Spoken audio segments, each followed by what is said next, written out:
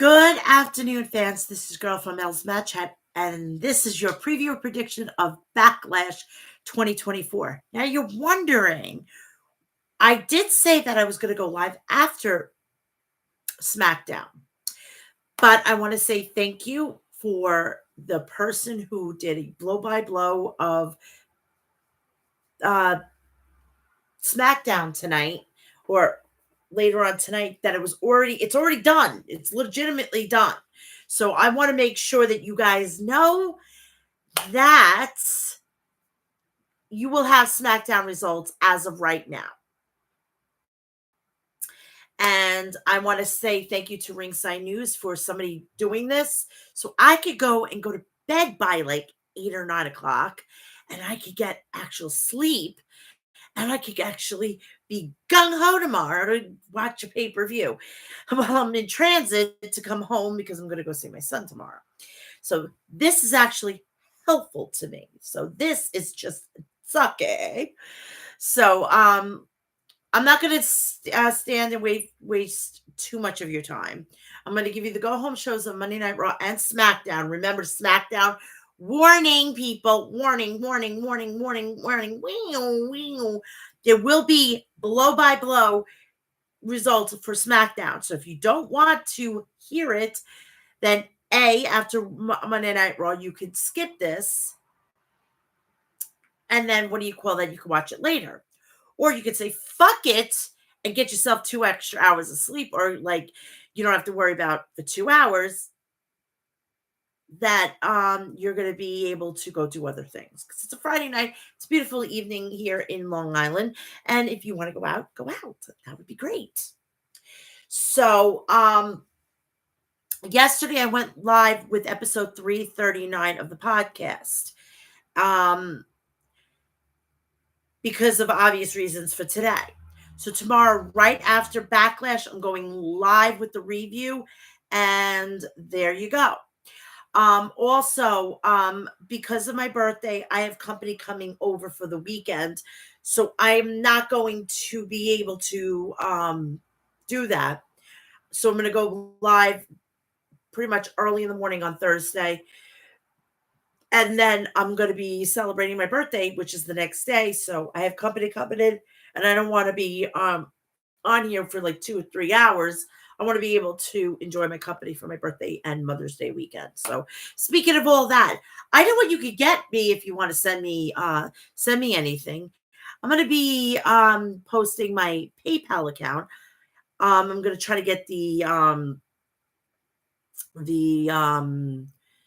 length, it's not the link. I have the screenshot that you could scan and send me money. It'll be on Twitter. It'll be on Twitter if you want to donate to my birthday. That's up to you. Please do me a favor and also follow me there, Mel'S Match Chat. You can also find me on Instagram, Threads, Facebook, TikTok, and Cameo.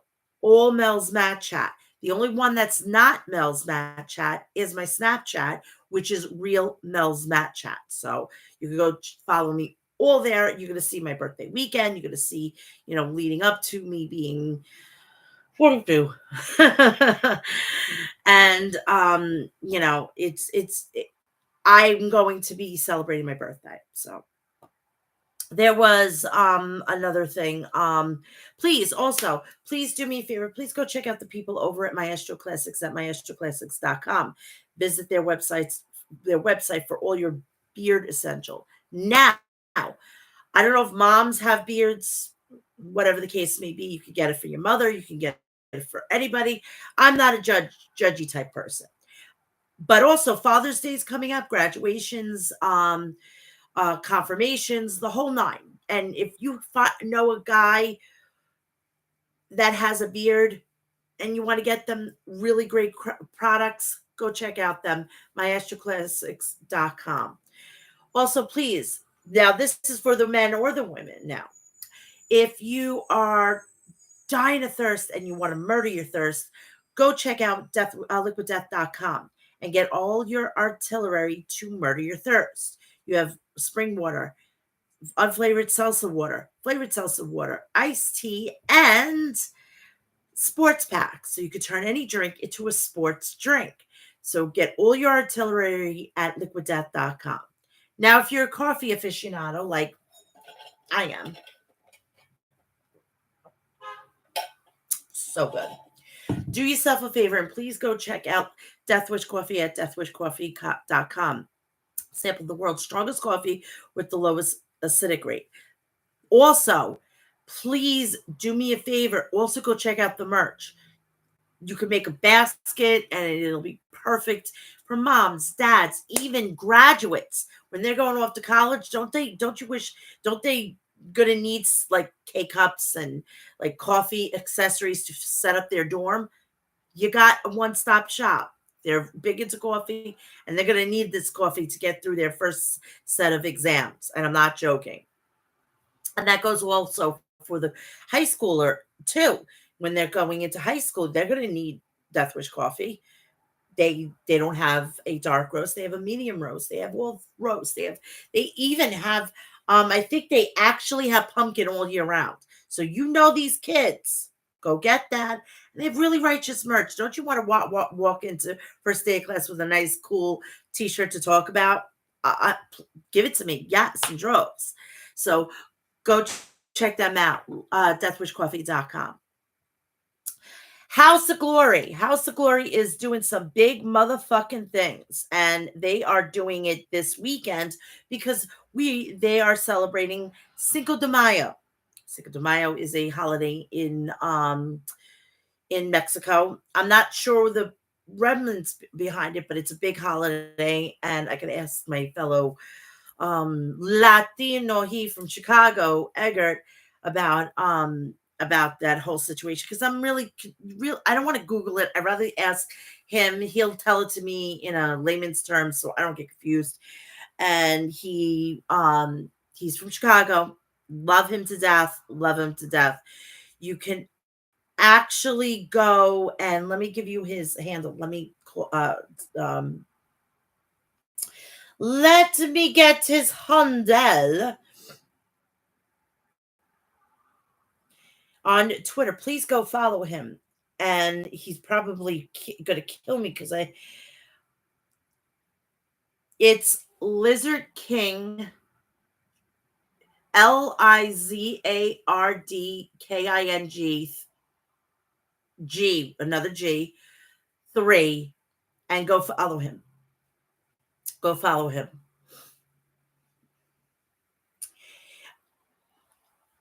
So they're doing this big Cinco de Mayo event on May 5th. It's La Casa del Gloria. Laredo Kid versus Casey Navarro. House of Glory World Heavyweight Champion Mike Santana versus Psycho Clown. Sexy Star versus Violet. Penta El Zito Miano versus his brother Phoenix. Kind of still playing with Jay and Jimmy Uso. That's they read the tail with that. Arrow Star.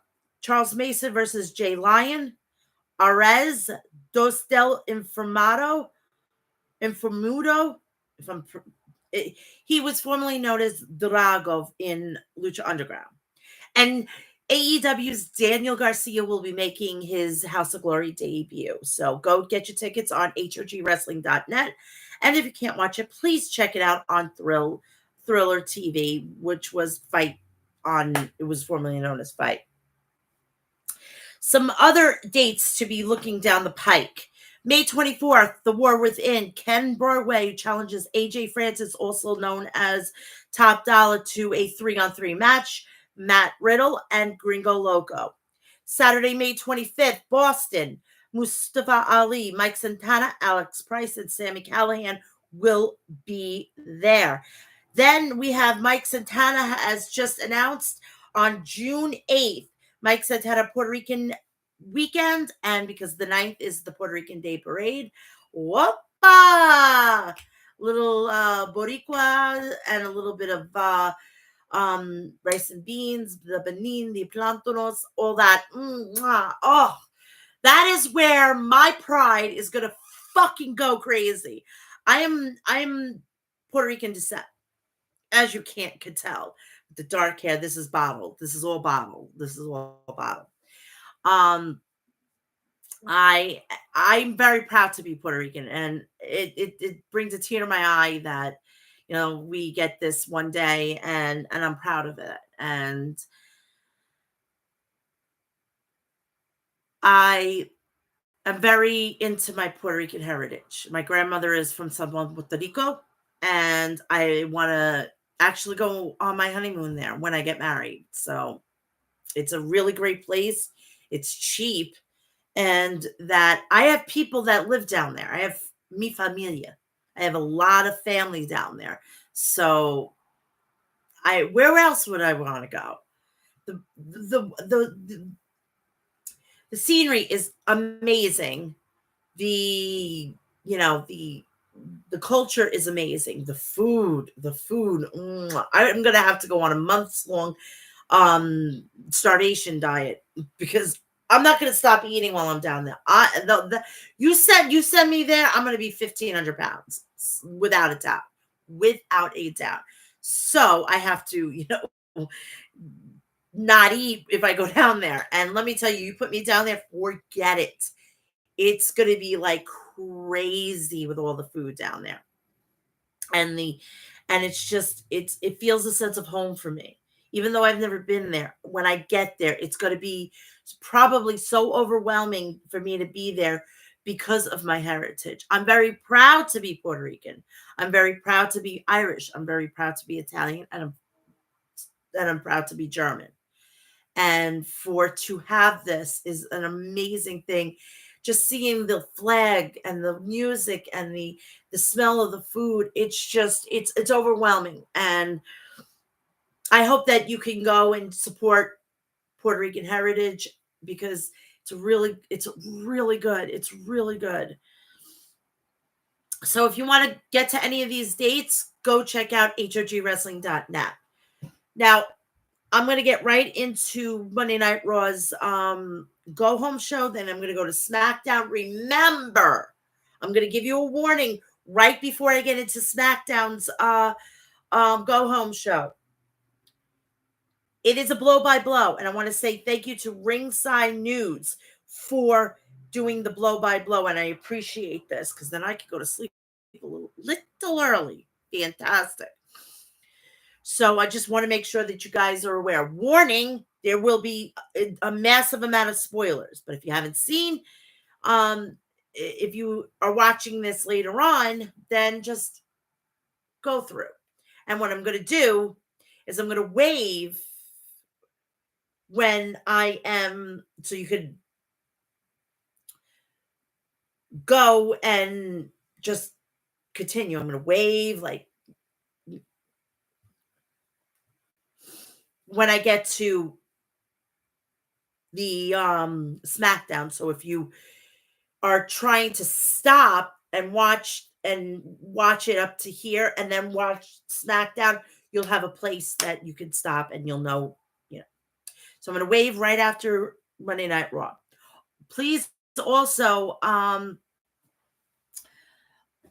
remember I will be going live on trying to get early in the morning for episode 340 so I can have my birthday and to enjoy it and everything. So all right, let's get this ball and party started.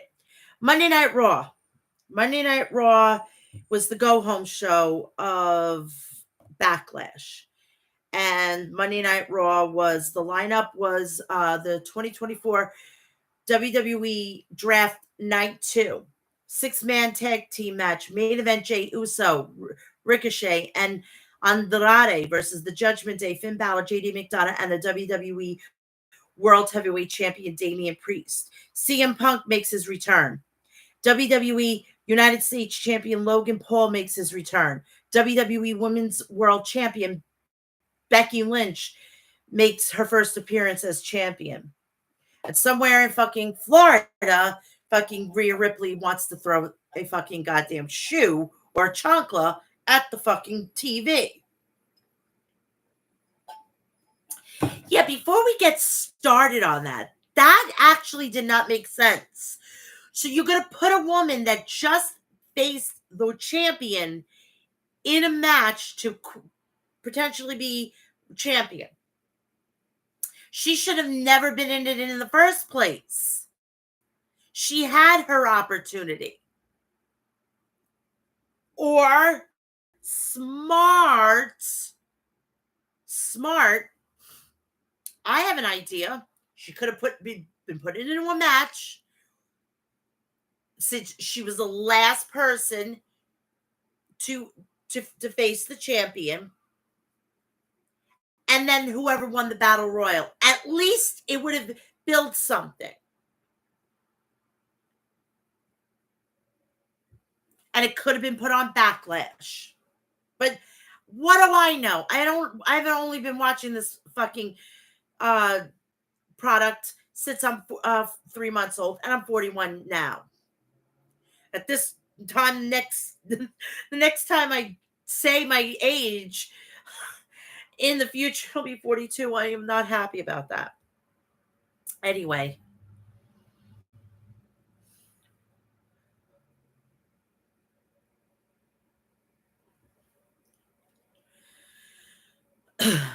Well, anywho, the show opens up with WWE United States Champion Logan Paul showing arrived to the arena with the I Show Speed and Kansas City Chiefs quarterback Patrick Mahomes. Paul and Mahomes were welcomed by the WWE World Heavyweight Champion Damian Priest and the rest of Judgment Day. Priest congratulated Paul on his success, and Paul returns the favor. Paul then says Priest will destroy the ugly Uso at Backlash. Judgment Day, Paul, I Showed Speed, and Mahomes enter the arena together. So I guess now Patrick Mahomes is a bad boy now. Michael Cole and Pat McAfee then welcomes us to the show and goes over the 2024 WWE draft rules while standing at ringside, which I like that. It takes on the old school of when Monday Night Raw started. He who shall not be named, the former owner of WWE. I'm just going to keep saying that. The former owner of WWE and Macho Man Randy Savage used to stand and welcome everybody and hype everybody up, and the crowd was going nuts and whatnot. I want that back. I want them to get out of their seats and just not be sitting there like a fucking goddamn robot. I want them to be like up. They're announcers. Fucking they do it on Monday Night Football. They have them standing and their backdrop is the field. I like that. It's like they are like really into it. But that's just me. Raw General Manager Adam Pearce and WWE SmackDown General Manager Nick Aldis are shown in their respective war rooms to make their draft picks. The entire NXT locker room is shown in the WWE Performance Center, hoping to hear their name called. WWE Women's World Champion Becky Lynch then makes her way down to the ring to address WWE Universe. Becky starts off by saying the man has come around to Kansas City, and this is where the man was born. Lynch then recalls standing in the steps of the T-Mobile Center after Nia Jax broke her nose, and she says she is standing in the ring nearly 6 years later, still saying the same thing. Lynch then says the night two of the WWE draft, a whole new division is waiting around the corner. Lynch then says her instincts to hold her Women's World Championship tight and never let it go, but the titles are meant to be defended. Lynch then says a new number one contender must be found. Liv Morgan's music then hits, and Morgan makes her way down to the ring. Morgan says if Lynch is looking for a new number one contender, she is there.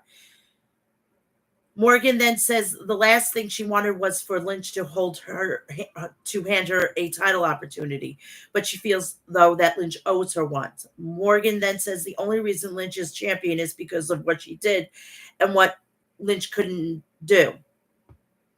Morgan then says it's the Liv Morgan revenge tour, and the end game was always going to be her. Morgan then promises not to stop until she has everything she wants. Lynch then agrees that she wouldn't be holding the Women's World Championship if Morgan didn't attack Ripley, but reminds Morgan that she would be holding the title. She wouldn't be holding the title if it wasn't for her. Nia Jax music, oh, Wwe. She's a SmackDown. All the draft picks aren't a lock until Monday. And if I'm going to say this for all the people that are saying this, there's no stories, there's no this. Hello, there was a draft. We just came out of fucking WrestleMania, and we have a pay-per-view this weekend. How the fuck are we supposed to get stuff done? This is basically them right now planning for the rest of the year. All right. This is their time to plan. All right. And for you people to say, oh, they should have had this already set in stone prior. No, because a lot of people got hurt. A lot of people are hurt. Rollins, Punk, Rhea. I mean, those three alone changed the course of WrestleMania. Actually, Punk is the one that changed course of WrestleMania. It was supposed to be Punk and Rollins. Then Rollins got hurt. Rollins fucking said, fuck it, I'm going to work hurt. He is now out for like 6 to 9 months. And then you got Rhea Ripley, where that fucking just came out of nowhere. And fuck you and fuck all the Liv Morgan stands for fucking agreeing to this and sticking by this.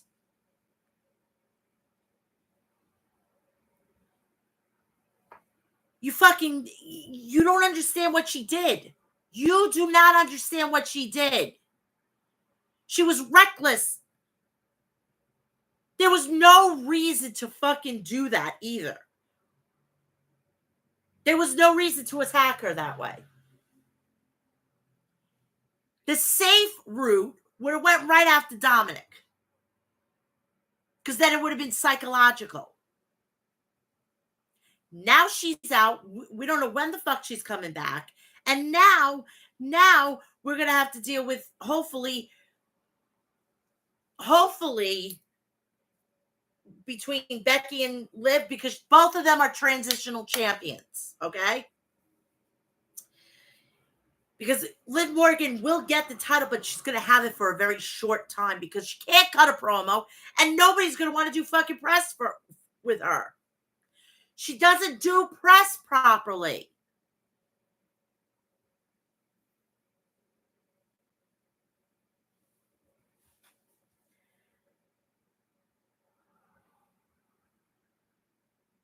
You send Rhea Ripley where she no matter what she's going through, she's going to fucking goddamn kill it on the mic.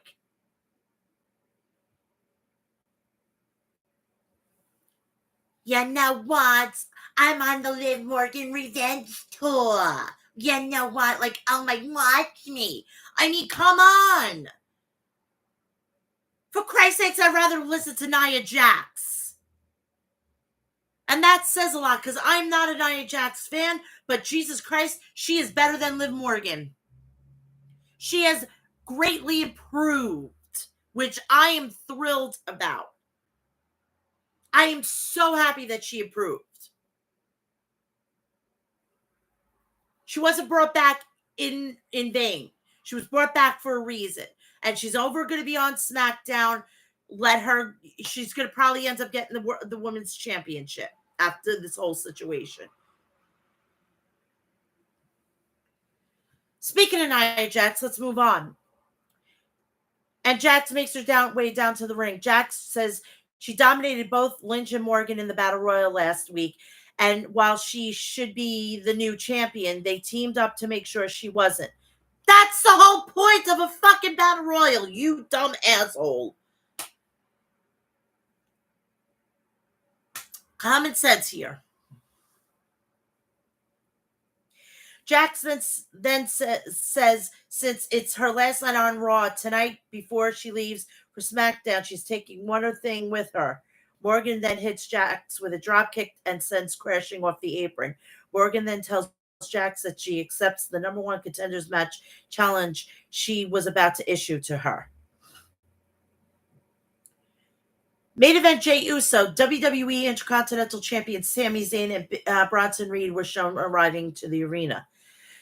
Stephanie McMahon then makes her way out to announce the first round draft picks of the 2024 WWE Draft Night 2. And for people that are fucking saying that she shouldn't even be in WWE and doing this stuff, motherfucker,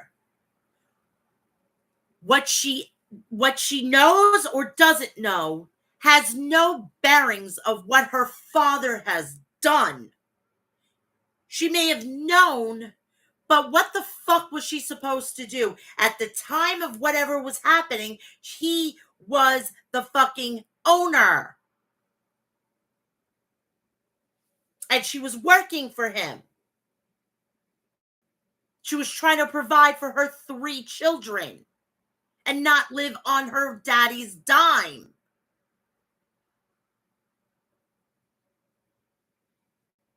And for people to say that she can't handle all the stress and the overwhelming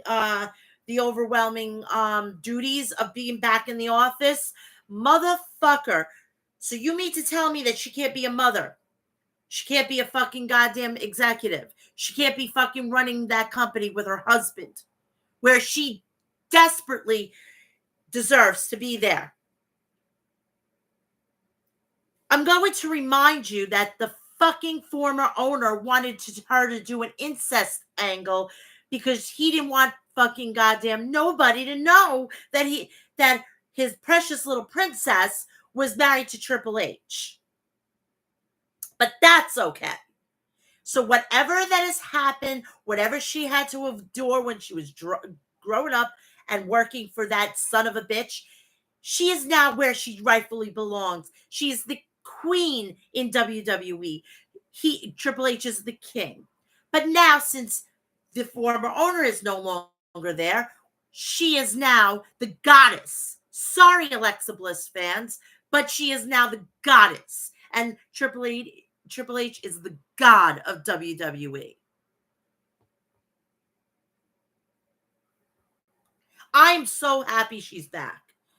And truth be told, when I was in high school, some kids knew that I liked wrestling, and some of the teachers watched wrestling, and we always used to bullshit about it. Because I had the curly hair and I was a lot lighter, which I'm going to be the exact same size. When I was in high school, I was like 145 pounds. I will be down there again. I was called the $1 billion princess. I was called Steffi because I exude her confidence. I wanted to be like her. She was the head bitch in charge, and I liked that. Her character on TV, I wish I was in real life. So for all you fucking goddamn, oh, we must get all the McMahons out of the fucking WWE. Sweetheart, that woman was the woman that was there giving Sasha Banks her flowers, giving Bayley her flowers. This is the woman we need to get back into WWE to correct the women's division. Because we got everybody going over to AEW. Wait till that fucking place gets overrun. Fucking poor Camille from NWA is over there now. When is she going to see fucking TV? Maybe every 6-7 months, when fucking goddamn Mercedes gets the fucking AEW Women's World Championship. She's not going to sniff it. These women are not going to be on TV. When was the last time we seen the Renegade Twins? When did we see why is Athena on Ring of Honor? Athena should be on fucking AEW challenging for the titles on there. No, because fucking Tony Khan's got her down in fucking Ring of Honor, not allowing her to really shine. Because he's sucking fucking goddamn Tony Storm's ass, and God forbid we fuck up with Dr. Britt Baker, DMD, which now I feel bad for her. Because Tony Storm is fucking taking her spot. If I was her, I would say, when's my contract up? I think I'm gonna go work for Paul. That means we could get Adam Cole back under in WWE. And he should be at WrestleMania. He should be one that freaking challenging Cody Rhodes and fucking Damian Priest. This is bullshit. Fucking Tony Khan has no idea how to fucking book. Oh, just throw random dream matches together. But no story.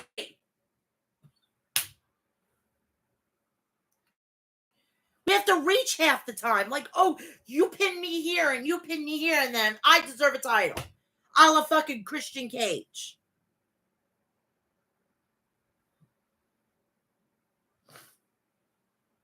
Anywho, I just went on a fucking tangent, and I'm sorry, but it pissed me off. We need Stephanie back at the women's division ASAP, and let's get her some help.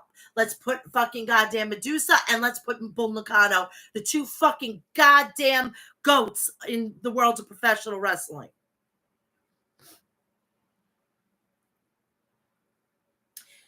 And if she doesn't want to be going by Stephanie McMahon, and you know what she should do? She should come out and said, I have filed papers as of today in this company. I am working back full time. Professionally, I am no longer going by Stephanie McMahon. Professionally, I'm going by Stephanie Levesque. She could do this to her father. I feel bad she's got professionally this last name. I know she's got it. I think personally that her married name, which is Levesque, she signs things with, but professionally she goes by, and in the public it's Stephanie McMahon. So she starts off by welcoming the fans to the second night of the WWE 2024 draft. McMahon then announces that Imperium, the Ring General Gunther, and Ludwig Kaiser are the number one pick for the 2024 WWE draft, and they will remain on Raw. McMahon then announces that Jade Cargill is the second pick of the 2024 WWE draft, and she will remain on SmackDown. Stephanie then announced that Damage Control, the entire team, will move to Monday Night Raw. Then she announced that Kevin Owens is the fourth pick and will remain on SmackDown. First match, the Ring General Gunther versus Xavier Woods. The match starts off with Gunther going after Woods. Woods then hits Gunther with a forearm and sends him crashing out of the ring. Woods then goes for a dropkick through the middle rope, but Gunther nails him with chops on the outside and sends Woods crashing into the ring apron. Gunther then hits Woods with a body slam. Woods then delivers a series of chops on Gunther, but Gunther nails Woods with a one of his own. Woods then hits Gunther with a few more, but Gunther responds with one of his own on Woods in the corner and follows up with clothesline. Woods then delivers a few more chops, and Gunther then follows up with a super kick on Woods' midsection. Gunther and Woods then teeter on the top rope, but Woods pushes Gunther off and hits him with a drop kick. Gunther then blasts Woods with another chop, but Woods responds with a shoulder to Gunther's midsection through the middle rope. Woods' knees then gets caught between the bottom two rope, and Gunther lands some kicks on it. Gunther then nails Woods with a chop to his knee. Gunther then hits Woods with a body slam. Gunther then places Woods on the top rope and hits him with a chop to his spine. Gunther then drapes Woods by his knees and nails him with several more chops as Woods clutches on his knee. Gunther then climbs to the top rope and hits a frog splash on Woods, but Woods gets his knees up and goes for a kick on Gunther's midsection. Gunther then nails Woods with a chop and puts Woods in a half and half Boston Crab. Kingston then almost throws in the white towel, but Woods begs him not to throw inside the ring. Kingston then throws it out into the crowd, and Woods comes close to making it to the bottom rope. Woods then tries fighting his way out, but Gunther puts Woods in an STF, and Woods taps out. So that is that. I see that Gunther may be turning to babyface. Because if he's going to go against Damian Priest, there's no way in hell he's going to do that as a heel. They're going to make him instant babyface. Or he maybe stay heel and then Damian Priest just suddenly becomes the face. But see, that's a good situation because you don't know what's going to happen. And I'm dying to find out how that's going to end up. Or he might be going and challenge Cody Rhodes at some point, probably for when he possibly wins the Royal Rumble or the Money in the Bank. Or who knows? He may win the fucking King of the Ring and then challenges whomever champion at this point. The winner of this singles match is Gunta. We head to the back where Kathy Kelly is interviewing main event Jey Uso. Kelly asks Uso if he was feeling any pressure, but Uso said no, that Priest would receive a yeet down at Backlash. Kelly then asks Uso about Logan Paul's earlier comments. Jey says he's glad they signed a Paul brother, but wishes it was one with a winning record. He has a winning record. Ay, ay, ay. Patrick Mahomes was then shown in the first row, and Samantha Irving announces him to a big reaction from the crowd. Kansas City Chief players Trey Smith and Creed Humphrey were also shown as well. We get a video of Smith and Humphrey joining a young fan in the ring before the show began. WWE United States Champion Logan Paul and IShowSpeed then make their way out to announce the second round draft pick of the 2024 WWE Draft Night 2. IShowSpeed starts off by announcing that the number one pick of the second round of the 2024 WWE Draft is CM Punk, and that he will remain on Raw. Logan Paul will then announce that the number two pick of the second round of the 2024 WWE Draft is the Pride, the Bobby Lashley, Montez Ford, Angela Dawkins, and B-Fab, and they will stay on SmackDown. IShowSpeed then announces that the third pick of the second round of the 2024 WWE Draft is Braun Strowman, and he has moved to Monday Night Raw. No, he was on Monday Night Raw. He was tagging with fucking Ricochet. Paul then announces that the number 4 pick of the second round of the 2024 WWE Draft is Tiffany Stratton, and she will remain on SmackDown. WWE United States Champion Logan Paul then makes his way down to the ring and says main event Jey Uso ran his mouth about him backstage interview with Kathy Kelly earlier tonight. Paul then says Damian Priest will retain his WWE World Heavyweight Champion at Backlash, and Jey is incapable of becoming a champion. Well, that's a little lie. Didn't he become champion with Cody Rhodes? Just saying. Jay's music hits and he makes his way down to the ring. Jey says he wants to hear what Kansas City has to say about Paul's comments and asks them if he should beat Logan Paul down. Paul then asks if he can out-yeet him and asks if he's really trying to roast him. Paul then says Jey isn't good alone and says there's reasons he got kicked out of the bloodline. Finn Balor and JD McDonough then make their way down to the ring as Paul points out that Jey is alone. Jey then starts beating down McDonough and Balor down. But Balor and McDonough overpower him as Paul slides out of the ring to make his way over to Patrick Mahomes to grab 3 Super Bowl rings.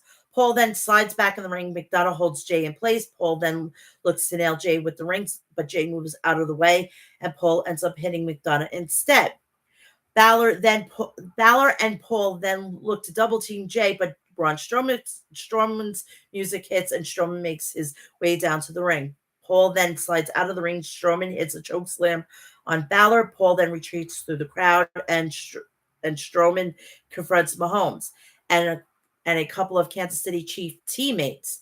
Jey then slams Strowman down, and both men head back to the back. We then head to the back where we see Chad Gable shake hands to make the deal with the WWE World Tag Team Champions R-Truth and The Miz, official regarding the WWE draft. Truth then explains to The Miz that they made sure they wouldn't be drafted from Raw to the NFL, and The Miz informs Truth that that won't be an issue. Truth and The Miz then leave, and the WWE Intercontinental Champion Sami Zayn appears out of nowhere to super kick Gable.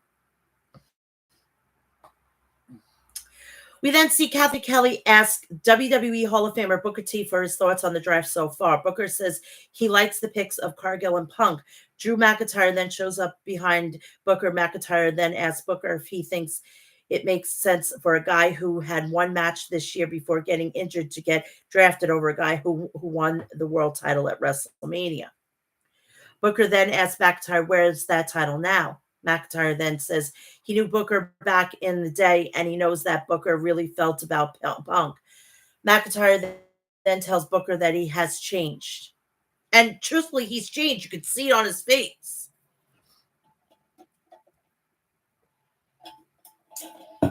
We get to the entrances for the next match.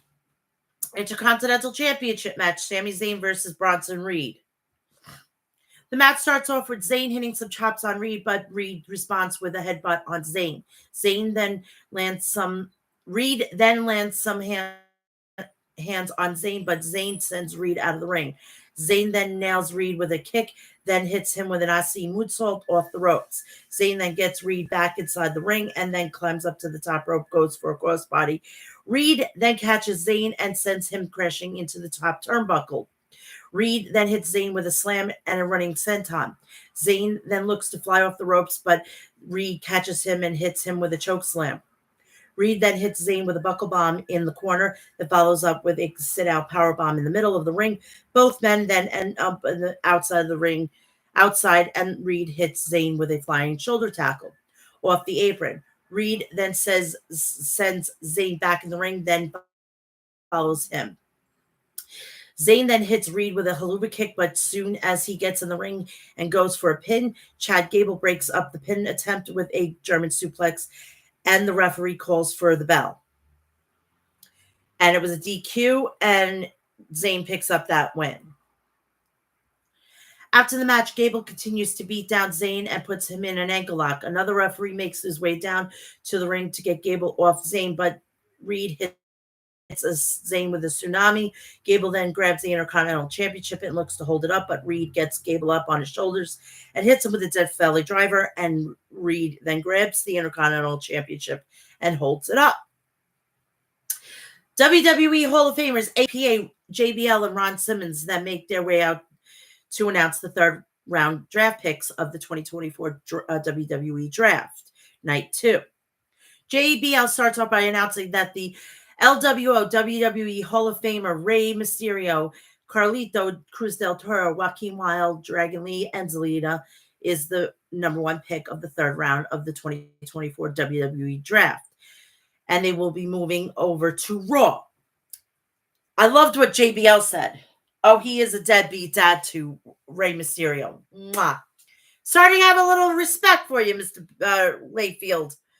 Then Ron Simmons announced that the second pick of the third round of the 2024 WWE Draft is Legado del Fantasma, Santos Escobar, Electric Lopez, Angel Humberto, and they will remain on SmackDown.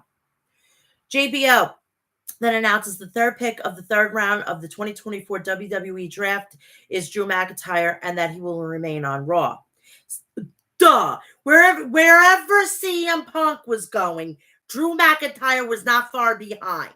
All right? And that he will. Simmons then announces the fourth pick of the third round of the 2024 WWE Draft is Shinsuke Nakamura, and then he will be moving over back to SmackDown. He was there for a length. And I don't know why they don't keep him on Raw. I don't know why. Drew McIntyre's music then hits, and McIntyre makes his way out. McIntyre expresses his frustrations with not being drafted until the third round with CM Punk. McIntyre says Punk fractured his elbow at WrestleMania 40 when he attacked him. Punk's music then hits, but Punk doesn't show himself on the ramp. Punk appears in a suite and calls McIntyre a little bitch. McIntyre then storms to the back in Punk's direction, so he goes up to the suite, basically. We head to the back with Alpha Academy, where Maxine Dupree expresses her excitement for the upcoming match. Chad Gable then puts her hopes down and asks her where her Women's World Championship is. Gable then voices his frustrations with Akira Tozawa and Otis and tells them to win the World Tag Team Championships. Kathy Kelly is interviewing Braun Breaker. Breaker starts off by saying Raw General Manager Adam Pearce knew he was getting the best pick because he was on Raw to take over. Sheamus was on Raw to take over. Sheamus then approaches Breaker, and Breaker got in his face for interrupting. Sheamus then tells Breaker to calm down, and Sheamus then says he impressed with Breaker as Breaker reminds himself of a young version of himself. Sheamus then stops speaking when he sees McIntyre storm by, but Breaker didn't seem to care about Sheamus's compliments. Sheamus and Breaker? Where? I don't have my... Here. This is not my bank card, but it is a card. Take it, please. Take it, please. Sign me the fuck up. When, where, how, and when time do I go pick up my dinner?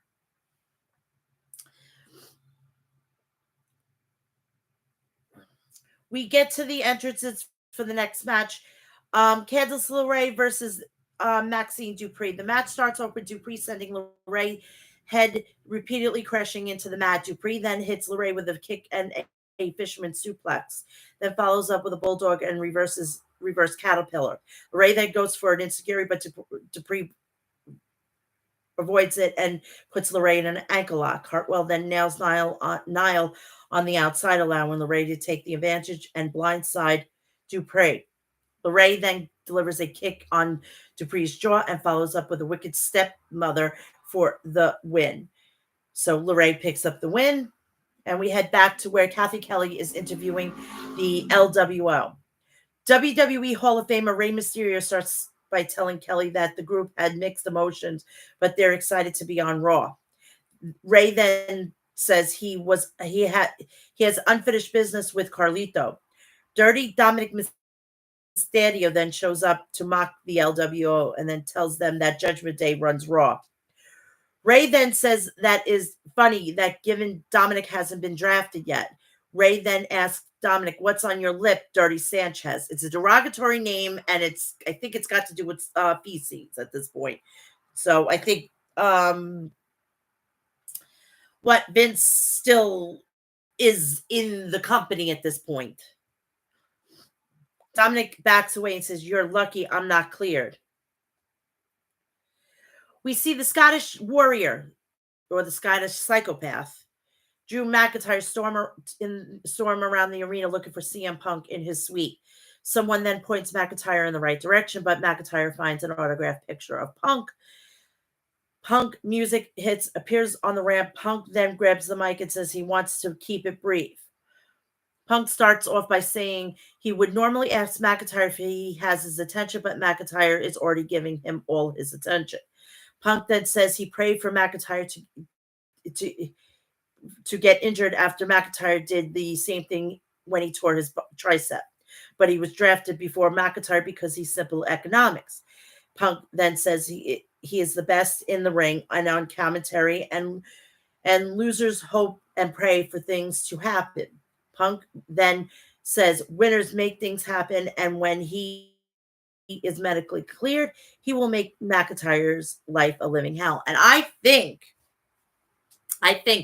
Punk is medically cleared, or just about, or he has some sort of that he can only do so much. He's partially cleared. Like he can probably get a push, or he could probably like kick somebody or do a punch, do something light duty. Because I'm sorry for what had happened at WrestleMania. He has no way that he's not cleared. He's not even fucking wearing the fucking brace. That's an indication that he's cleared. WWE Hall of Famers Teddy Long and Alundra Blaze, and I love the interaction with Alundra Blaze and CM Punk. Who do they have in common? The newest Hall of Famer, the wise man, Paul Heyman. Then they make their way out to announce the 4th round draft picks of the 2024 WWE Draft Night 2. Teddy Long starts off by announcing that the number one pick of the 4th round of the 2024 WWE Draft is the Judgment Day. Balor, Mysterio, and McDonough. And they will remain on Raw. Blaze then announces that the number 2 pick of the 4th round of the 2024 WWE Draft is Naomi, and she will remain on SmackDown. No shit. Because she's in a match for the championship this weekend, and she's going to be dealing with Bianca Belair and Jade Cargill.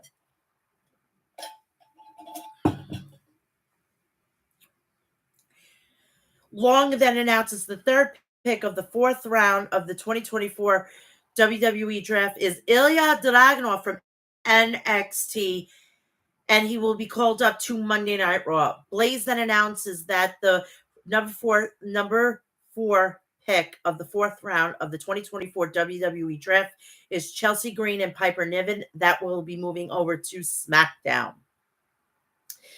Ilya Dragunov was then shown reacting live at the WWE Performance Center while the locker room was giving standing ovation. Shawn Michaels embraces Dragunov and gives him a Raw hat. What I perceived that the 2 people that got the call-ups, which are Dragunov and Carmelo Hayes, were notified because they kind of didn't get that oomph, you know? I think the rest of the people did not know, and I like that. I wished that they do this with the fucking main roster. But of course, because they got to make sure that their travel and everything, and they got to do this, that, and the other thing. And I don't like it. And I like to have them sitting in a room all together. If they're not doing a match, they should be sitting in a locker room or sitting backstage, getting that fucking, reaction. Can we do this? I mean, there was I watched this podcast. It's TNT. It's with JD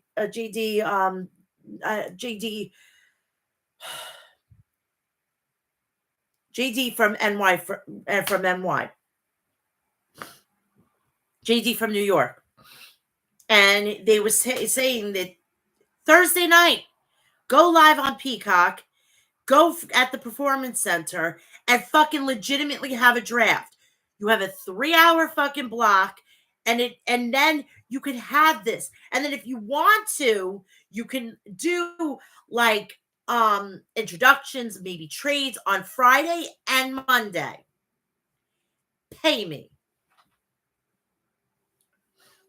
We get the entrances of the next match for the number 1 contenders match, Liv Morgan versus Nia Jax. The match starts off with Jax shoving Morgan.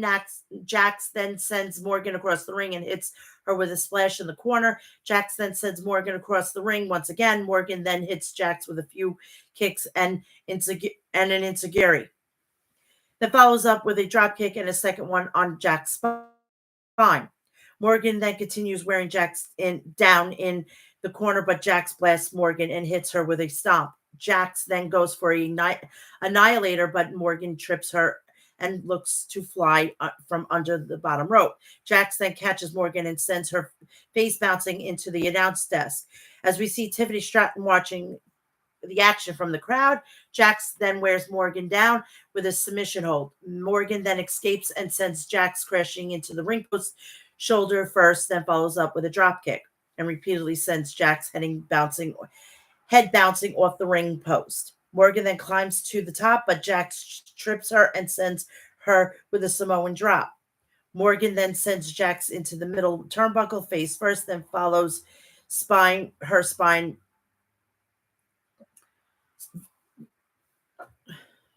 Follows it up with a double stomp to her spine. Morgan then runs the ropes, but Jax stops Morgan and hits her with a spine buster. Jax then drags Morgan into the corner. Jax goes for an annihilator, but Morgan escapes, sends Jax bouncing off the top rope. Morgan then appears out of nowhere and Naomi then appears out of nowhere and blindsides Stratton in the crowd. Naomi sends Stratton head bouncing off the announce desk and hits her with a kick off the apron. Jax then nails Naomi, allowing Morgan to take advantage. Morgan then hits Jax with a code breaker and an oblivion for the win.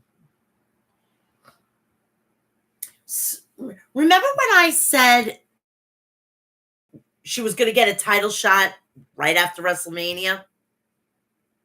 Was I right? Morgan was always going to face Rhea Ripley, but not at WrestleMania. How does she get to go then fucking goddamn other people? She wasn't there. She just had come back. You can't do that to people. You can't just like think, oh, because she came back and she gets a title shot. No. She was introduced to the story. We head to the back where Kathy Kelly is once again asked WWE Hall of Famer Booker T about the draft. He congratulates Dragunov on getting selected. Booker T then mentions WWE NXT champion Trick Williams and the WWE NXT Women's champion Roxanne Perez as potential future picks. Kelly then approaches Raw general manager Adam Pearce and asks about his feelings so far. Pearce is happy and SmackDown that it took Chelsea Green. WWE Hall of Famer the Dudley Boys make their way out to announce the 5th round draft pick of the 2024 WWE Draft Night 2. Bully Ray, I'm just going to call him Bully Ray. It's a lot easier because I'm in program to say that. Starts off by announcing the first pick of the 5th round of the 2024 WWE Draft is the New Day, Kingston and Xavier Woods, and they will remain on Raw. Devon Dudley then announces that the second pick of the 5th round of the 2024 WWE Draft is Pretty Deadly, and they will remain on SmackDown. Bully Ray then announces that the third pick of the 5th round of the 2024 WWE Draft is Laya Valkyria, and she has been called up to Raw, and she's from NXT, former NXT Women's Champion. Devon then announces the 4th pick of the 5th round of the 2024 WWE Draft is Candice LeRae and Indy Hartwell, and they will be moving to SmackDown. We see Lyra Valkyria reacting live at the NXT locker room, gives her the big ovation, and she gets the hat, the whole giddy up, and she gets the hug from Shawn Michaels. WWE World Tag Team Champion match. Awesome Truth versus Otis and Akira Tozawa. The match has already started, and Miz and Otis are tagged in. Miz then hits the kicks on Otis. Miz then hits Otis with a jawbreaker, then sends Akira Tozawa crashing into the mat. Miz then hits Otis with another kick to the head. Otis then hits Miz with a world's greatest power slam. Hold on, my tablet decided to crap out on me. I'm sorry.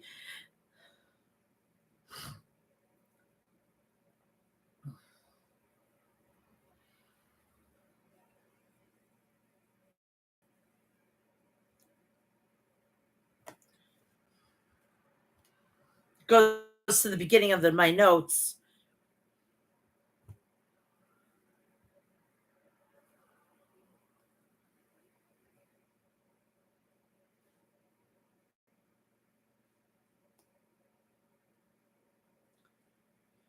Crashing to the mat. Miz then hits Otis with another kick to the head. Otis then hits Miz with the world's greatest power slam and the caterpillar. Then tags Tozawa in. R-Truth then tags in, and Awesome Truth hits the Truth crushing finale on Tozawa for the win, and they retain.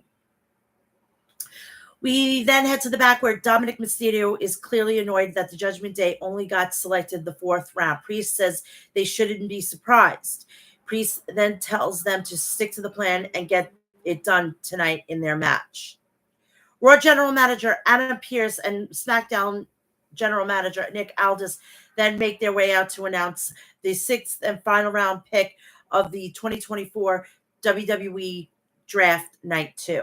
Adam Pearce starts off by announcing that the first pick of the sixth round of the final round of the 2024 WWE draft is the final testament.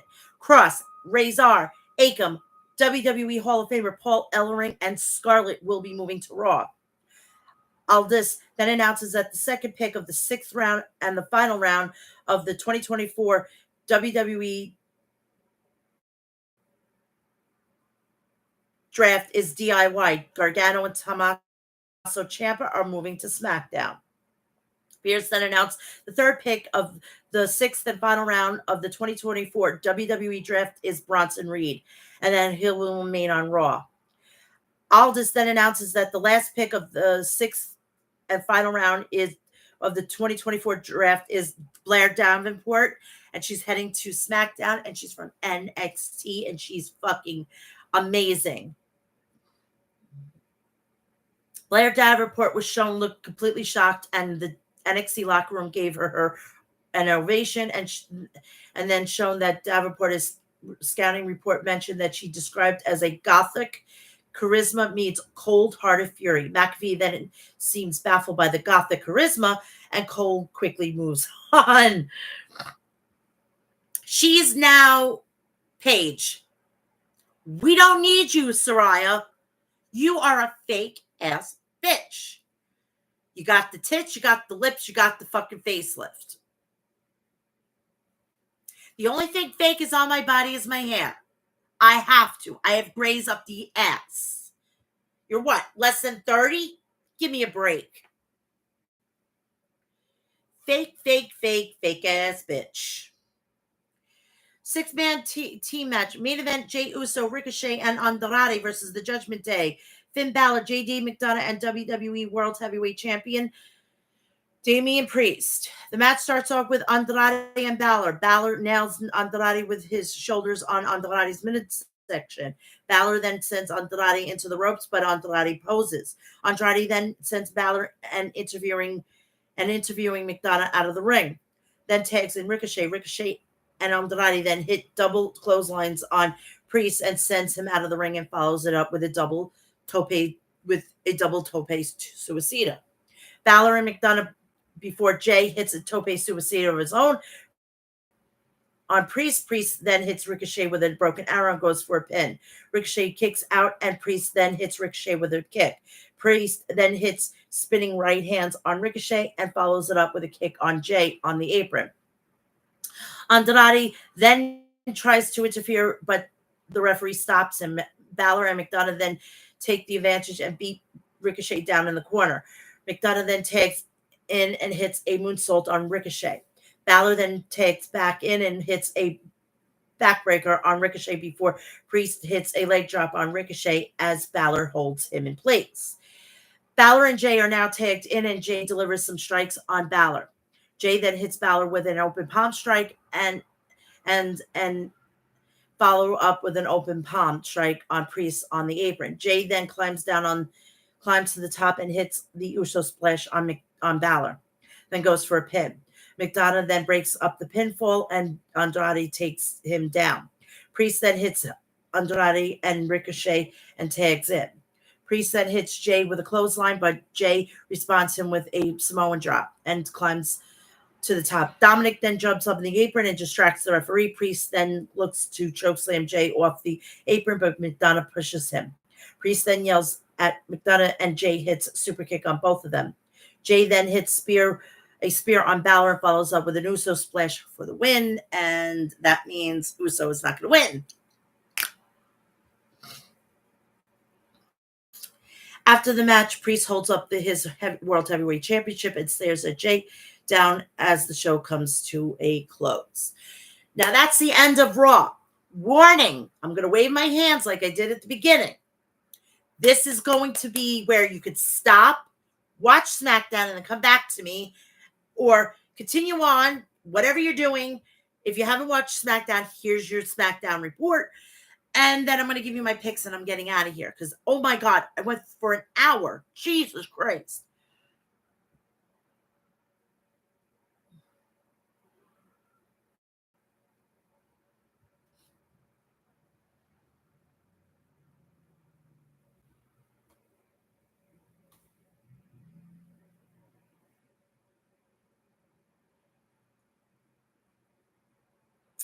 Sorry, my tablet's just a little slow.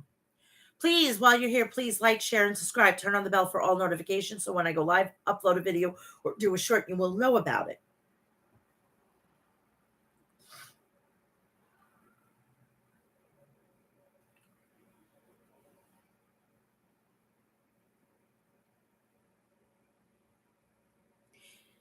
And speaking of Ricochet, if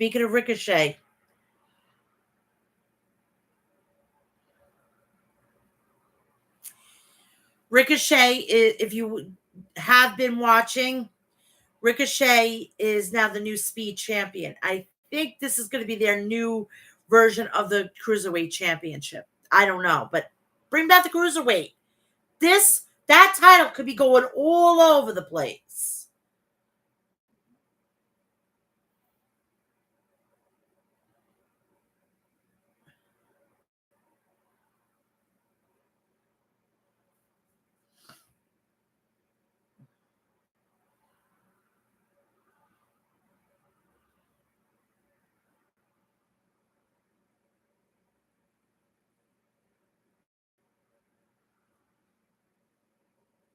I'm sorry about my tablet, just a little slow tonight.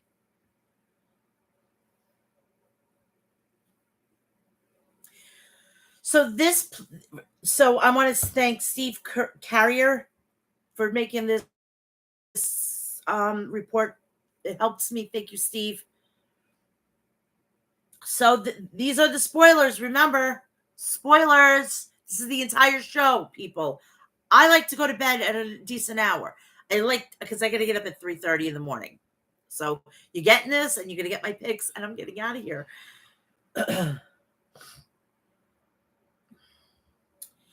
So Cody Rhodes and AJ Styles are shown arriving to France, followed by Kevin Owens, Randy Orton. The announcers hyped tonight's Kevin Owens show, or the RKO show.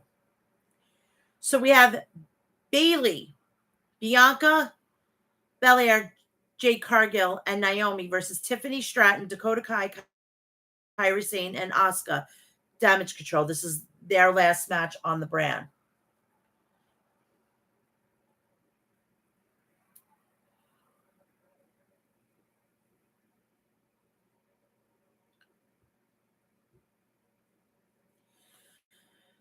Kairi and Naomi kicks things off, engaging in a lockup. Naomi gains control with a wrist lock, but Kairi counters with a punch. Sane follows up with an Irish whip, but Naomi gracefully floats over and surprises Sane with a cheeky move, shaking her rear end in Sane's face. Before kicking her away, Naomi then executes a hesitation dropkick, followed by a sharp kick to Sane. Bianca tags in and impressively delivers a handspring moonsault, nearly securing the pinfall. Bianca attempts a slam, but Sane manages to wiggle free. Undeterred, Bianca executes a marching delayed vertical suplex, showcasing her impressive strength. As Bianca sends Asuka tumbling to the floor, Sane retaliates with a spinning back fist. Sane seizes the opportunity to tag in.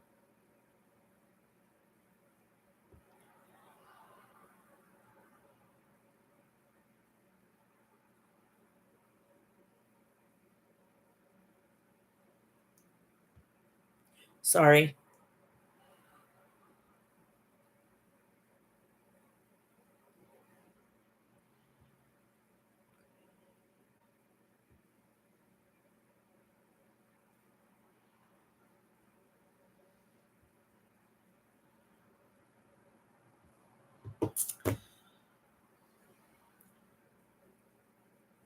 Bianca attempts to slam, but Sane manages to wiggle free. Undeterred, Bianca executes a marching delayed vertical suplex.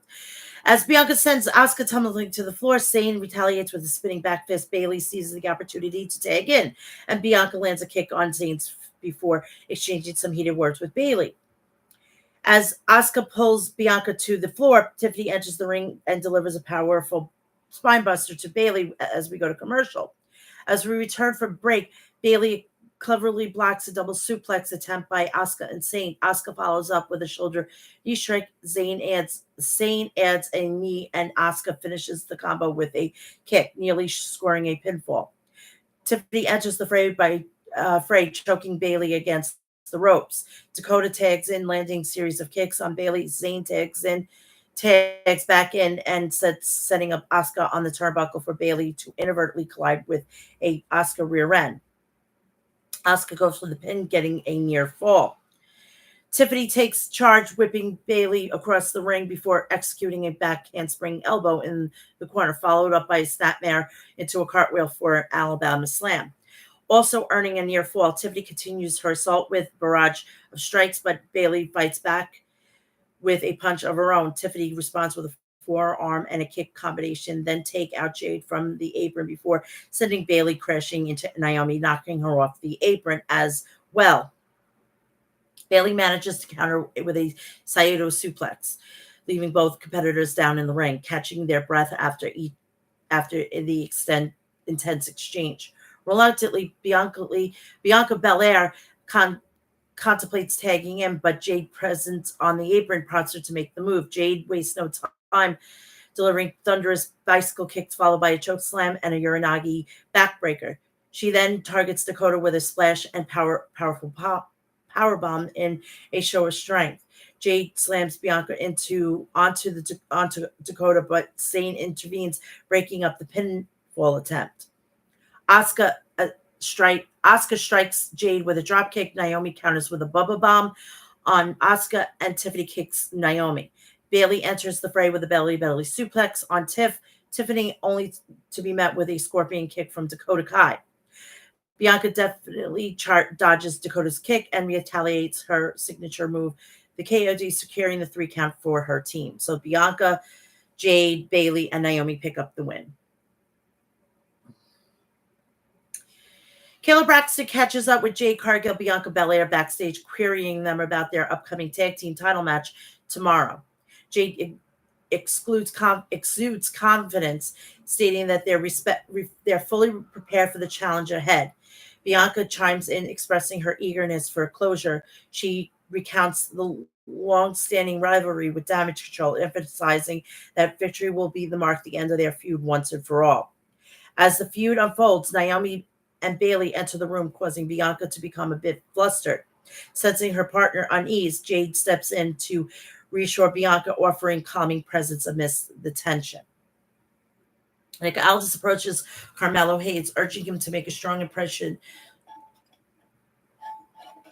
Hayes reflects on his near victory against Cody last week and expresses his desire to compete in the King of the Ring tournament.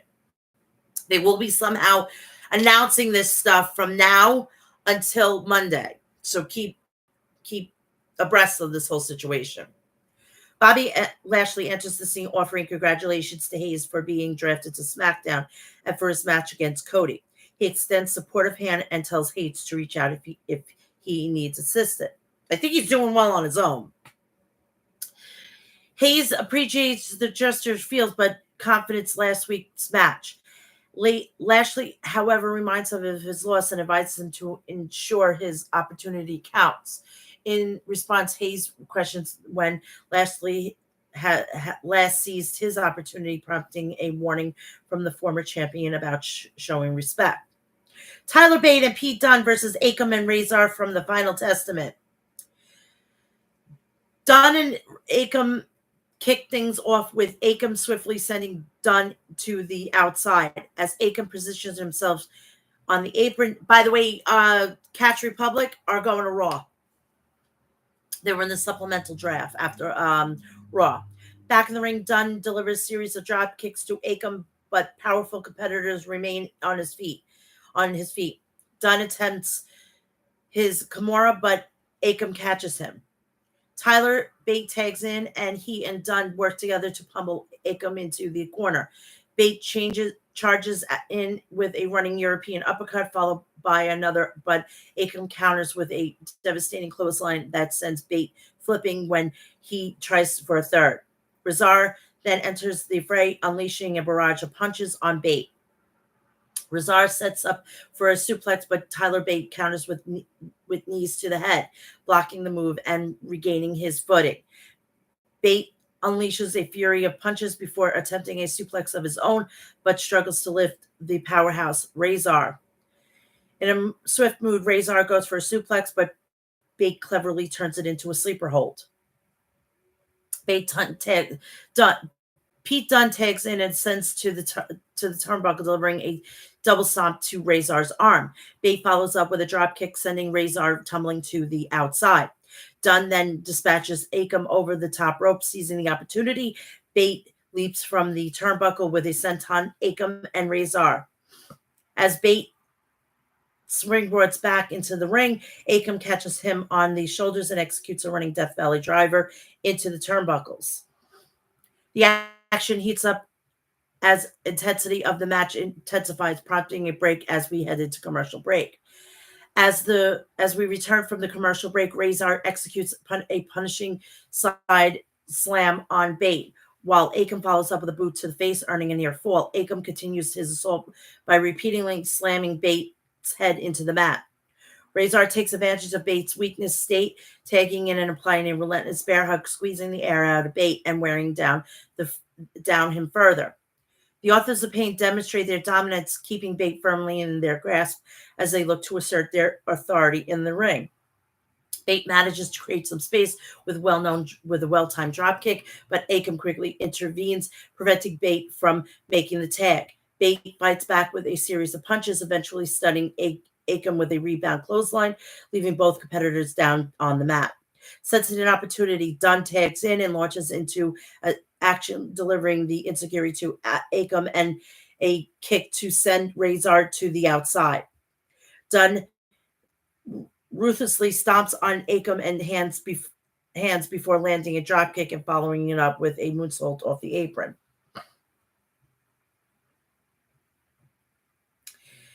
The action intensifies. Dunn excuses an Asai DDT on Akam for a near fall. However, the attempt at the moonsault is thwarted when Akam moves out of the way. Bate re-enters the match, delivering jabs followed back by a kick and successfully executing an airplay spin into the Michinoku driver. Dunn follows up with a shooting star press, but before the 3 count, chaos ensues. Razor attempts to intervene, but Dunn and Bate manage to send him crashing to the outside. Scarlett attempts to distract Dunn, but Bate takes matters into his own hands, diving onto Razor. However, the distraction allows Cross to enter the fray, delivering a brutal punch to Dunn. Akam and Razor capitalize on the chaos, executing a devastated sit-out powerbomb neckbreaker combination on Dunn for the victory. The broadcast shifts focus to the events of last week involving Kevin Owens, Tama Tonga, and Solo Sequoia, setting up the stage for what promises to be intriguing continuation of an ongoing storyline. Yes, that's what we want. Storylines.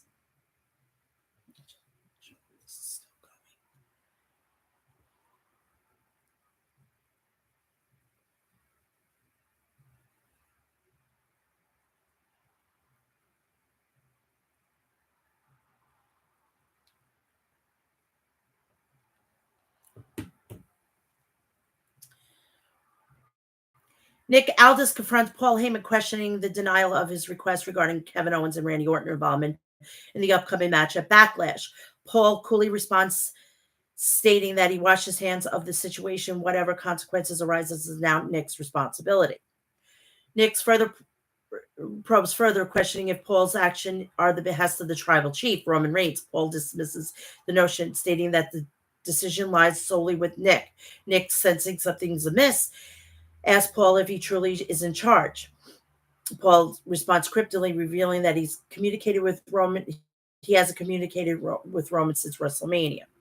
Nick Aldis brings up Roman Reigns' withdrawal from the draft, but Paul Heyman interjects, clarifying it was he who made the decision, not Roman himself. Heyman explains that he couldn't subject Roman to the chaos within the bloodline, thus taking matters into his own hands. Ruh-roh! That just smells trouble altogether.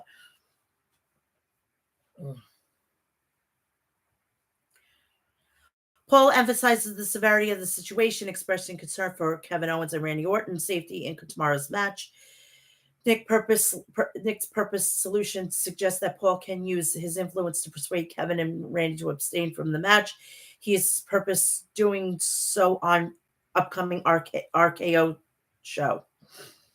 The tension mounts. The broadcast heads to a commercial break. Randy Orton strides confidently into the ring with Kevin Owens in tow, ready for the RKO show. Kevin extends a warm greeting to people of Lyon in a flawless French, inviting everyone to the grand premiere of the RKO show. Randy just that usually Kevin would need to do some convincing, but the crowd's enthusiasm makes it easy decision. He declares that the readiness to join the forces against the bloodline and deliver decisive beatdown. Kevin recalls Randy's reservation about having guests, revealing his own desire for a guest-free, fun-filled event. However, the persistent calls for an unwanted caller, Paul Heyman, changed the plan. Kevin recounts the early morning call on Wednesday where Heyman insists on making an important announcement. Turning to Randy, Kevin proposes introducing Heyman, but Randy opts for a different approach, teasing the crowd with a hint of something ominous. Heyman takes the stage, expressing his arrival with respect, admiration, and wisdom. Paul requests permission to enter the ring, but Kevin jokes that Randy can't RKO him immediately. Kevin then invites Paul to address the audience. Paul acknowledges the crowd and presence admits to his desire for Roman Reigns. He explains his appearance with the simple motive to convey his deep respect for Randy and Kevin. Paul highlights the unique challenges posed by Solo and Tama, emphasizes the need for caution and suggesting they withdraw from the match for everyone's benefit. By the way, happy Bullet Club Day. Too sweet, everybody. And if you see the press conference, it was hilarious. Randy questioned Paul's intent, wondering if he asked them to forfeit the match. Kevin observes the chaos unfolding around him, prompting Randy to inquire about the true tribal chief. Paul expressed frustration, blaming Randy for putting him in a difficult spot, asserting that there's only one true tribal chief. Suddenly, Solo Sequoia and Tama Tonga launched a surprise attack behind, targeting Kevin and Randy. Randy and Solo brawl, spilling out of the ring, and they exchanged fierce blows. Meanwhile, Kevin and Tama engaged in a heated confrontation inside the ring before eventually spilling out as well. Officials attempt to intervene, but their efforts are fertile and quelling the chaos. Orton dispatches a security member over the announcer's table, followed by a brutal backdrop driver onto it. Meanwhile, Owens executes a spectacular flip dive, taking everyone out on the floor in a whirlwind of action. Backstage, Montez Ford and Angela Dawkins discuss their preparation. Ford mentions their French practice to Dawkins responds with a confident "oui." They both seem determined to secure the tag team championships. LA Knight versus Angel Garza. The match begins with a lockup, and Knight gains the upper hand with a side headlock and follows up with a solid shoulder tackle. Angel counters with a knee strike and a flurry of punches, but Knight retaliates with an uppercut and an Irish whip in the corner, where it delivers a punishing clothesline. Hold on.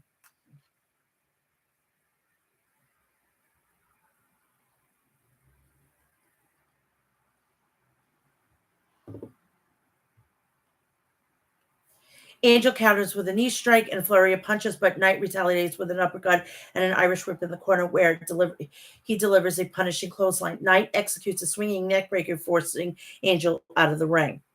On the outside, Knight blocks Angel's punch and delivers a series of head slams into the apron, then sends Angel back in the ring, only to clothesline him over the top rope to fall to the floor. Knight doesn't let up. He follows through and with a precise drop kick through the ropes, keeping the pressure on Angel. Knight continues his assault with the punches, sending Angel crashing into the turnbuckle. He follows up with an Irish whip and a devastating clothesline in the corner. Knight executes a powerful suplex, earning a near fall. The action heats up with Humberto's interference, briefly distracts Knight, allowing Angel to capitalize with a headbutt.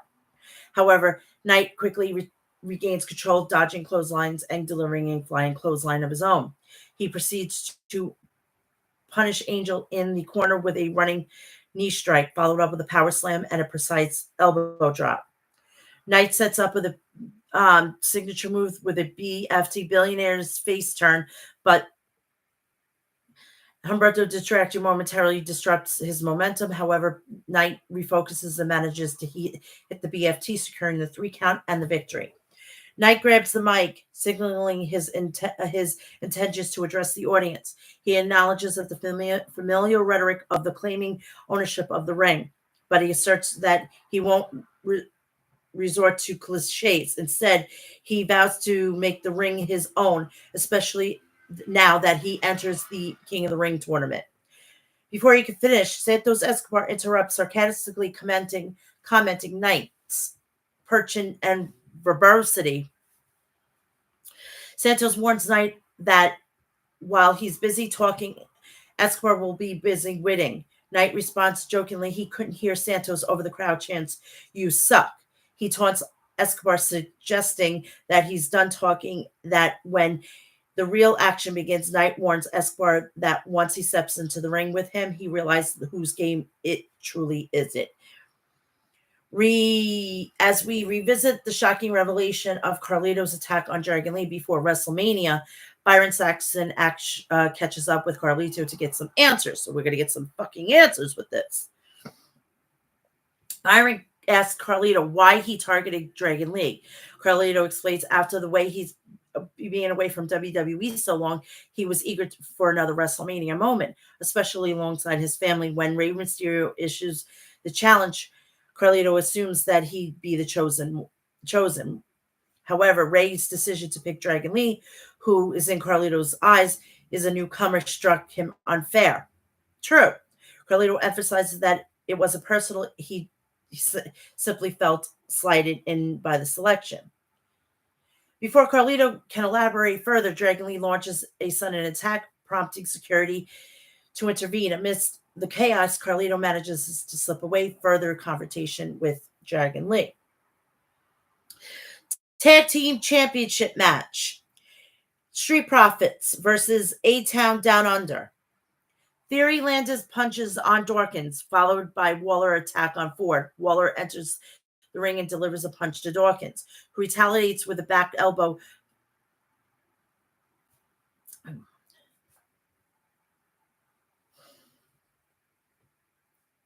Ford tags in and hits a dropkick, followed by a double flak jab on Theory. Waller strikes Ford, but Ford responds with a Uranagi. Dawkins tags in and executes a Swanton bomb. Waller retreats to the floor, prompting Ford to tag in and perform a flip dive over both Waller and Theory. Ford sends Waller back in the ring and tags in Waller. Together, they execute a double belly to back suplex. Dawkins follows up with an Irish whip and a twisting splash in the corner, and an enziguri, resulting in a near fall. After a commercial break, Ford knocks Waller off the apron and lands clothesline on Theory. Theory sends Ford to the apron, but Ford fights back with a forearm and a springboard back elbow, earning a near fall. They countered a belly-to-back suplex, landing an enziguri from Ford. Waller executes a springboard coast-to-coast on Dawkins, nearly securing the victory. Theory tags in and attempts a slingshot rolling dropkick, but Dawkins counters with a pounce, followed by a sky-high. Ford tags back in and goes for a doomsday blockbuster on Theory, nearly getting the win. Dawkins attempts to finish Theory with an O'Connell roll, but Waller intervenes with a flatliner while the referee checks on Ford. Theory takes advantage of the distraction and secures the 3 count for the victory. So they retained. The action intensifies as we head to commercial break. Wade Barrett teases an upcoming announcement on social media regarding WrestleMania, building anticipation for eager fans to learn more about the event. They're probably going to be announcing it tomorrow. So we're just going to, I believe it's going to be in Vegas. That's just me. The countdown segment 2 set to feature Jackie Redmond, CM Punk, and Big E offering insights to discussing leading up to the big event. Following the countdown preview, the focus shifts to the Backlash card, the rundown of the match scheduled for the upcoming event. The anticipation mounts. AJ Styles makes his grand entrance into the ring. Viewers are brought back to the break with a glimpse of the upcoming international weekend broadcast from Saudi Arabia. Cody Rhodes comes out and the music is the crowd gets into it with his music, signaling the arrival into the ring. Cody asks Leon, what do they want to talk about in French? Moi. AJ and Cody AJ tells Cody he doesn't care what they want to talk about. Cody is in the ring with him. Cody mentions he spent his childhood observing AJ's career in Georgia. AJ dismisses the notion of Cody's idol, asserting he's still in the peak of his abilities. Cody clarifies he wasn't implying that. AJ discusses fan disrespect, noting their dis, dis, desperate disparate path, and he highlighted that how Cody lineage being Dusty Rhodes' son played an easier role even in WWE, and that's so true. Let me take a drink of my iced coffee. Hold on. AJ Styles stood in the ring, his voice ringing out in confidence and determination. He spoke of his journey and devoid of his support of legendary figures of Hall of Famers, unlike the counterpart AJ. AJ emphasized his solo ascent to the summit of wrestling excellence, declaring his victory at all adversaries in a feat of vow to repeat by conquering Cody at Backlash with unwavering conviction. AJ proclaimed his intention to reclaim his position at the top, asserting his phenomenal powerness to avoid Cody and the world. Asserting his phenomenal powerness to Cody and the world. Sorry. However, Cody wasn't swayed by AJ's rhetoric. He challenged AJ's attempt to downplay his own achievement, refusing to allow AJ to undermine himself, acknowledging the significance of their impending clash. Cody asserted that their match wasn't just a dream, countered by definition moment, marking his first title defense. As the tension cracked in the air, Cody extended a gesture of respect, a bit with a hint of defiance, reminding AJ that tomorrow he would face a legend, but his first formidable challenge. A final gesture, Cody dropped the microphone, signaling the end of their verbal exchange. AJ never ever the provocateur flashed the iconic Bullet Club gesture before delivering a singing slap to Cody's face, punctuating their confrontation. And I'm going to sneeze. Sorry. Son of a gun. Sorry. Holy crap. Because it's Bullet Club Day. Happy anniversary to all Bullet Club members. And that including the Young Bucks. I'm sorry, the Young Cucks. As the scene unfolded in the ring, chaos erupted backstage. Solo Sequoia, Kevin Owens, Randy Orton, and Tama Tonga clashed in a chaotic brawl, chairs swinging and tempers flaring amidst the melee. Randy sees the opportunity, striking Solo with a vicious blow, amplifying the chaos, and that was the end of SmackDown. And thank Christ, it's almost the end of this. Let me get you the match card first. And I will be, okay. Main event, undisputed WWE champion Cody Rhodes defending his title against AJ Styles. Cody Rhodes is going to retain. World Heavyweight Champion Damian Priest defending his title against Jey Uso. Damian Priest is going to win and retain. WWE Championship match, triple threat. Bayley is defending her title against Naomi and Tiffany Stratton. Bayley is going to retain. WWE Women's Tag Team Champions, the Kabuki Warriors, Kairi Sane and Asuka versus Bianca Belair and Jade Cargill. Cargill and Jade will be winning the titles. Randy Orton, Kevin Owens versus the Bloodline, Solo Sikoa and Tama Tonga. I say the Bloodline wins. And that's it. That's it. And I got you a little over an hour and a half. But it is what it is. So I hope everybody enjoys the PLE tomorrow. I hope everybody enjoyed this. Please go check out episode 339 of the podcast. Also, please remember, I will be going live legitimately right after the pay-per-view. Then on next Thursday, I will be going live with episode 340 because it's my birthday, and I am going to enjoy it. I have company coming, so it is what it is. So, I want everybody to go follow me on Instagram, TikTok, Facebook, Threads, X, Twitter, and Cameo. All Mel's Mat Chat.